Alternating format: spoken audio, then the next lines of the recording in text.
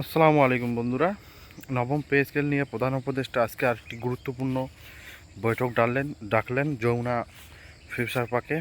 আশা করি আজকের পুরোপুরি আপডেটটা আপনাদের মাঝে শেয়ার করব।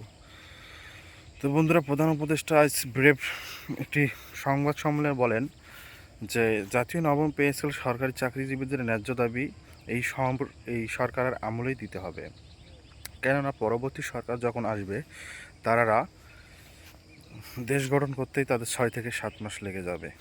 এই কারণে রাজস্ব খাতের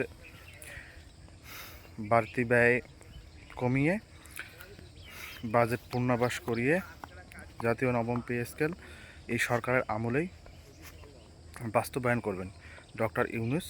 আজকে সংবাদ সম্মেলনে এটাই হুঁশিয়ারি দিলেন। এবং জাতীয় নবম পে স্কেল ইতিমধ্যেই ডিসেম্বরের 15 তারিখেই জাতীয় ঐক্য পরিষদের চেয়ারম্যান তিনি গতকাল একটি বৈঠক ডেকে ঘোষণা দিয়েছেন, জাতীয় নবম পে স্কেল 15ই ডিসেম্বর যদি বাস্তবায়ন না হয় দেশের রাজপথে আবারও নামবে সরকারি চাকরিজীবীরা।